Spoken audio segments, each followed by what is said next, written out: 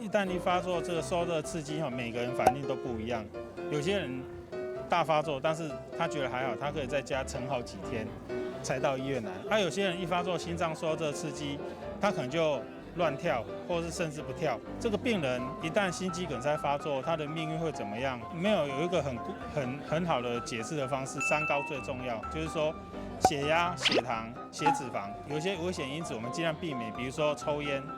比如说像秋冬我们有空污，像 PM2.5，现在证实对肺部跟对心脏血管疾病都有增加急性发作的这种可能性。所以如果可以的话，我们减少外出，或者是要戴那种比较有防护性的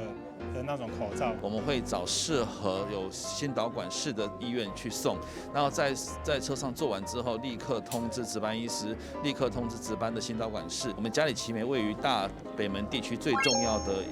医疗资源，那具有它居中能够做先前的处理之后，再转到可以做心导管的医院。这时候我们所谓的跳岛计划，这跳岛计划其实在外商，我们的新化跟我们的台南的医院其实就已经开始这样的计划。掌握市政3分钟，台南进步向前冲。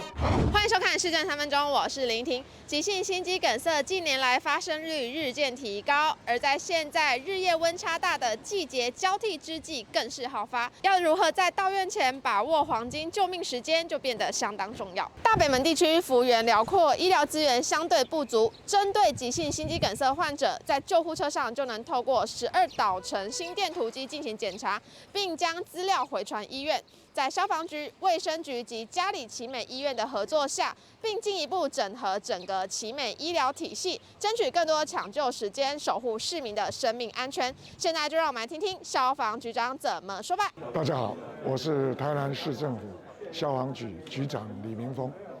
那么我们从今年的4月呢，开始全市的61辆救护车全部装设12导程，这个就是在来抢救我们急性心肌梗塞到院前的紧急救护。那我们4月到11月呢，总共我们侦测到886位疑似心肌梗塞的这个患者。那么其中呢，有欧卡的，我们把它救回来有74位那么74位都是健康的。那今天这个跳岛计划更进一步，在这个嘉里奇美医院呢，它没有这个 ECMO， 所以我们就救护车呢上面的患者呢，救护车不离开，他们的医疗团队呢处理以后再立刻送，所以这个也会对这个北门地区的民众的生命安全呢会有更大的保障。接下来请收看中嘉新闻。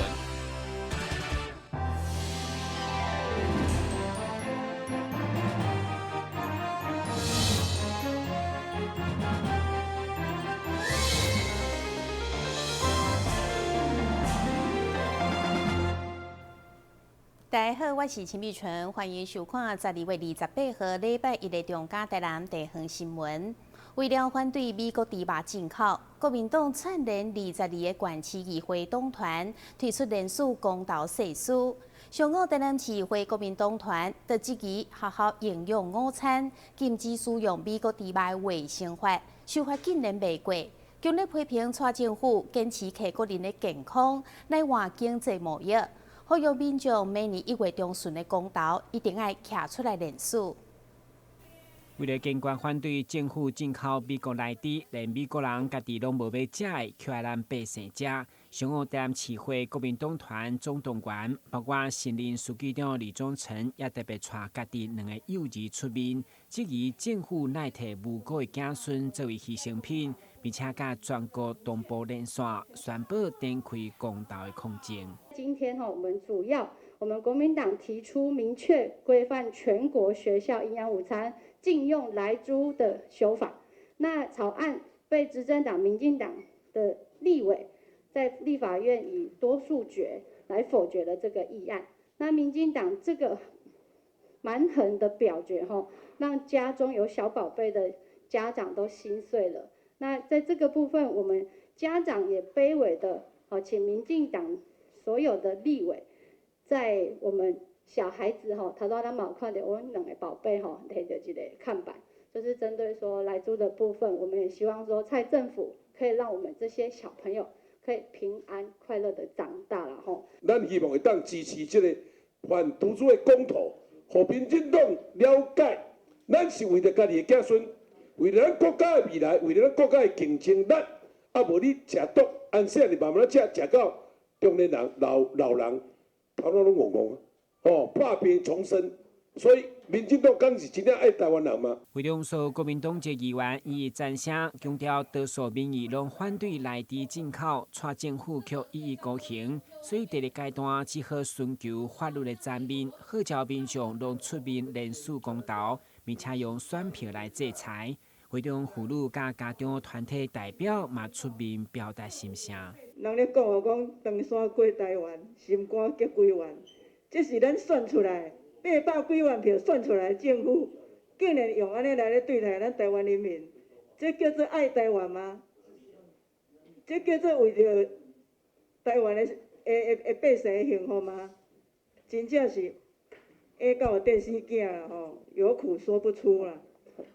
这要安怎？只有靠咱家己爱团结啦。书记长表示，预计明年1月中旬，国民党伫每一位党籍议员服务处拢会同步推出联署，邀请民众勇敢站出来，反内地救台湾。反莱猪，救台湾！反莱猪，救台湾！反莱猪，救台湾！今日新闻军及林根采访报道。台南市文化古都，四界拢有故事甲古迹。为了保存推广在地人文特色，水利局特别甲普济文史研究协会合作，推出3种特色的人孔介，用入在地历史典故，希望为街道景观增添新的特色。伫文化部社区营造甲村落文化补助计划下，台南市政府水利局甲地方文史协会共同推动地方文史的保存，由普济地文史协会提供3种的地方特色。运用伫个道路人孔挂的设计，26号上午正式伫个普济镇的庙前广场来展示。为了把这些在地的一些特色是不是可以融入到我们的一些污水的一些孔盖里面那把这些的一些特色放进来。那经过我们多方的一些讨论及设计感谢那个我们的执行长那这边把这些的一些收集这个在地的特色之后，把它放进来。那我们今天才有这样子的一个活动那这个部分呢，我想很多人都会问说，那我们这三个特色孔盖的一些意义刚才我想我们的那个执行长代表也跟大家说明了那确实是把我们古时候在地的一些地理的一些特色的文化把它在这边做一些融入。今年普济灯会已经第9年了嘛，那其实我们一直在有做一些历史的爬书，还有一些记载。然后因为我们这个以前七角头就是我们这个地方的旧地名，然后因为很多新的居民还有在地人慢慢都把它都不知道那个意义。我们先做了3个图案，然后就是在灯区下面，就会明眼灯区你就可以看到上面是灯，下面就是孔盖，然后让来这边参观的居民了解说，这个地方为什么以前的旧地名为什么叫四根口，为什么叫草根家，然后让他们透过图案就可以了解这个地方的一些历史故事跟背景。3种的人孔挂特色主题分别是本庙边角、四根口甲下草根家，讲到在地自然景甲七角头的地名由来，相当有特色。发表会当天，包括立委陈廷辉、议员沈振东、中西区长萧泰华甲5条港里长沈连泽拢同齐到场。水利局表示，伫个今年底办理展示甲安装，预计每年1月配合普济灯的灯会，会伫个周边6条港的巷弄来亮相，欢迎民众做伙来普济灯周边人行步道来走水探访。台南新闻林根采访报道。种树海鲜批发事业的王木生，事业有成以后回馈社区，连续2档举办寒冬送暖活动，办到宴请南区11里的弱势朋友，希望让因感受到社会关怀甲温暖。台南市南区在地海鲜批发商王木生先生，细汉时阵因为家庭经济无好，互伊知影甘苦人生活辛苦，现在伊事业有成，决定要回馈社会。27日暗时，伫大成路一段举办寒冬送暖社区友爱活动，宴请南区在地的弱势朋友食大餐。因为我细汉是艰苦人吼，我知影这买个时阵，也要食一顿较好的，拢较困难。所以我今日有一碗饭通食，我食半碗，半碗分互这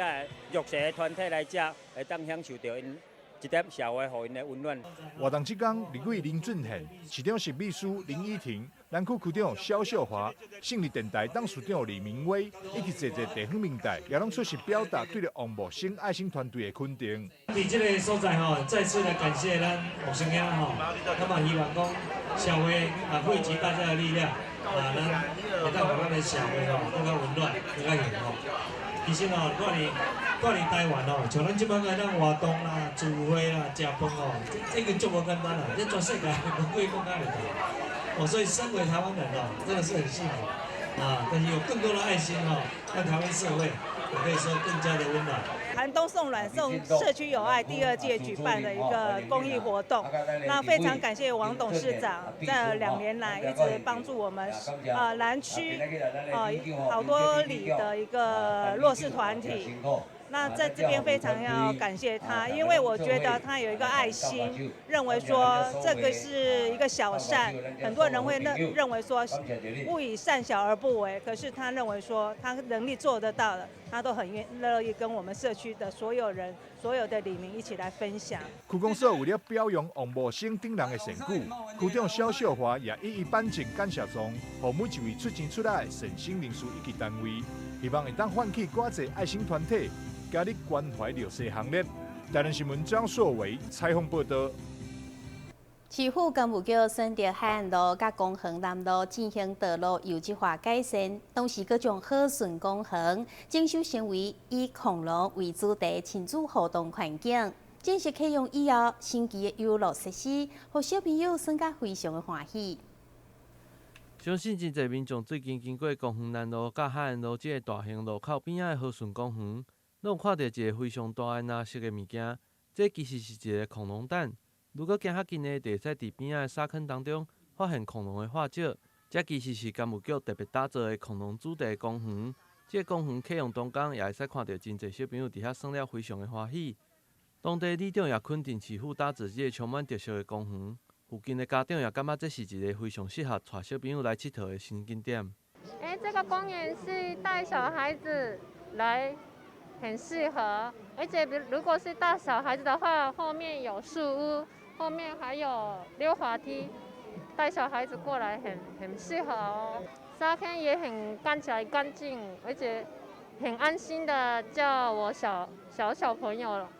玩。我们很感谢营建署跟台南市政府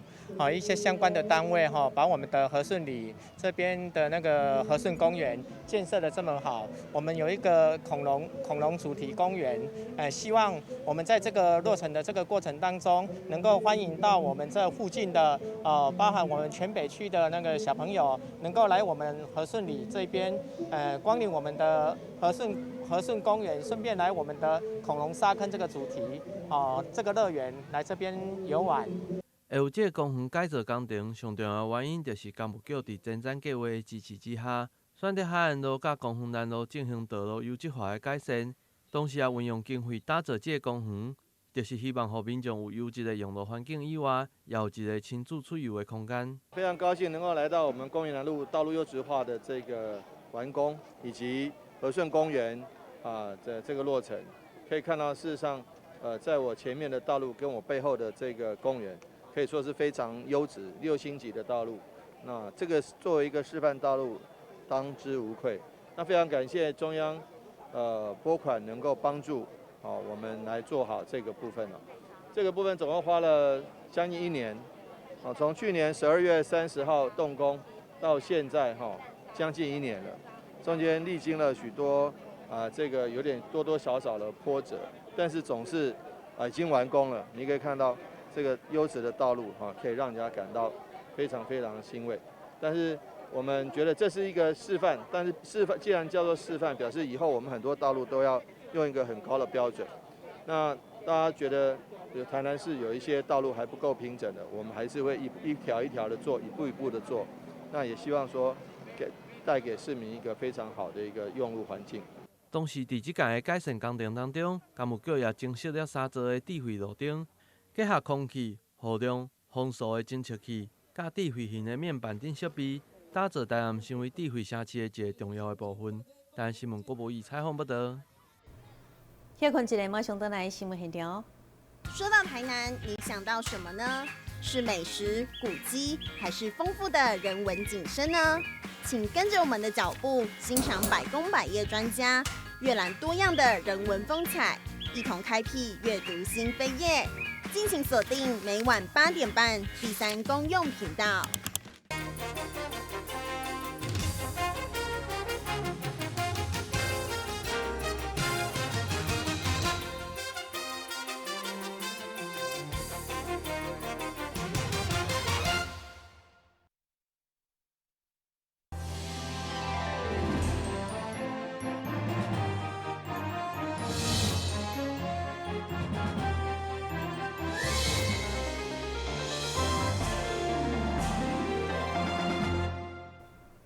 顽皮世界环境教育中心全新落成，开幕动工邀请交通部长林佳龙、市长黄伟哲等贵宾参加，同时由艺人郑婉婷来担任亲善大使。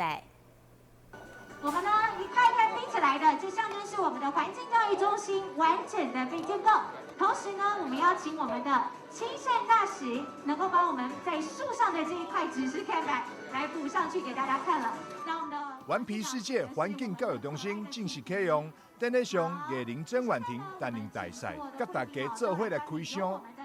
非常感谢顽皮世界，他们非常重视环境的教育，尤其对这块土地友善。那顽皮世界，我记得没有错的话，也是当初这个疫情解封之后，阿中部长第一个拜访的哈，所以你可以看到，其实从中央到地方，大家很喜欢顽皮世界，尤其从大人到小孩，这是非常适合亲子游全家都聚集的地方。顽皮世界有这个动物医院、动物厨房，可以说寓教于乐那这样的一个互动里面来学习就是我想最好的一种生态教育跟这个我们现在推动的一个精致旅游。7组千万引进上新的设备，兽医师详细替每一只动物做详细健康检查，游客嘛会当透过玻璃窗甲兽医互动，了解动物的特色。伫另外一边，动物厨房嘛当咧无闲，将水果、菜叶切断。营养师依照动物的习性甲需求，量身打造专属的套餐。这个过程，游客嘛会当看会到。他今天的体重是103.56克，我们会把它记录在我们。透过上新的 VR 科技，会当为拼图甲闯关游戏当中吸收动物的小知识，包含麻醉大型动物，大家嘛做伙上了一课。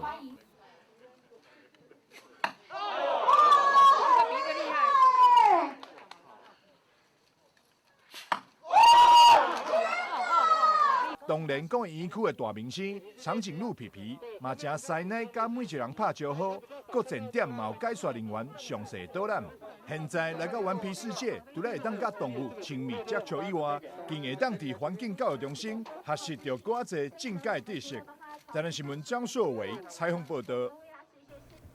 因为南台湾的石化产业真发达，中华制定安全协会结合嘉南夜里大学做伙举办制定安全管理绩效论坛，邀请台湾中油、台塑石化等相关企业的代表共同参与，希望提升制定的安全，打造安全的工作环境。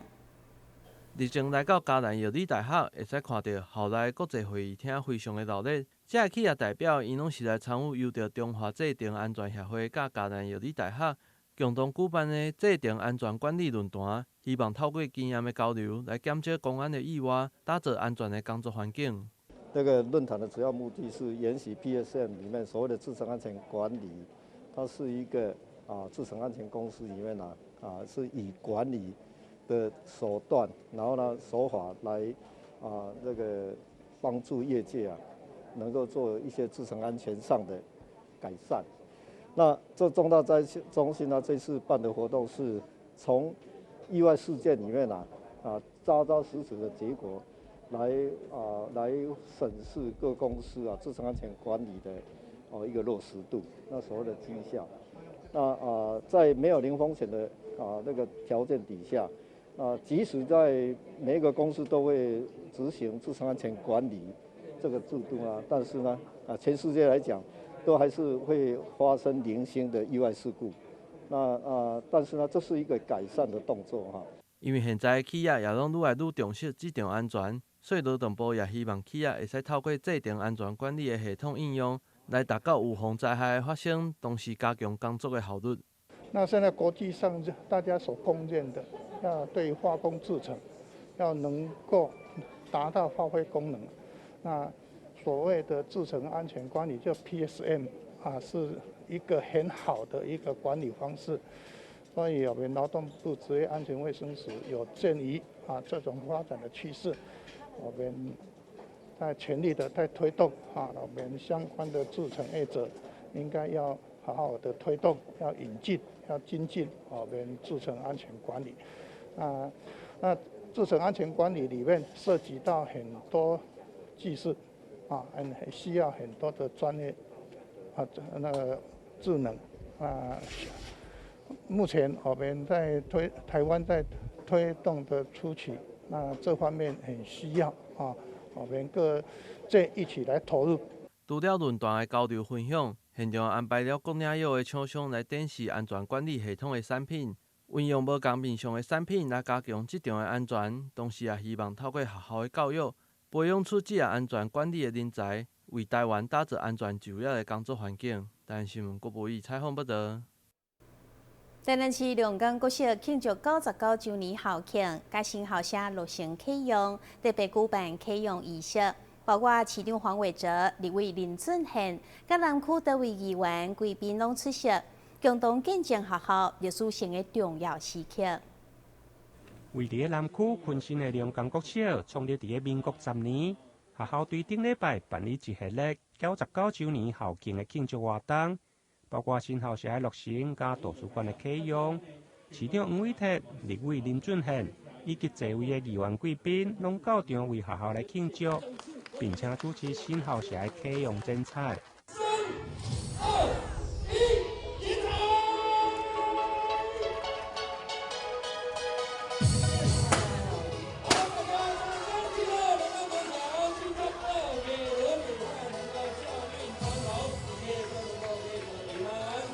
龙岗国小99岁生日快乐！希望大家都快乐长久、长长久久，